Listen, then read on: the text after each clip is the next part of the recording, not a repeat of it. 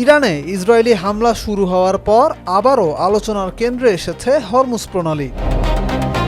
ভারতের ইকুইরাস সিকিউরিটিজের এক প্রতিবেদনে বলা হয়েছে, তেহরান যদি প্রতিশোধ হিসেবে বিশ্বের সবচেয়ে গুরুত্বপূর্ণ জ্বালানি সরবরাহ পথ বন্ধ করে দেয়, তাহলে অপরিশোধিত তেলের দাম ব্যারেল প্রতি 95 থেকে $110 উঠতে পারে। বর্তমানে ইরানের দৈনিক তেল উৎপাদন প্রায় 33 লাখ ব্যারেল, যা বৈশ্বিক সরবরাহের প্রায় 3%।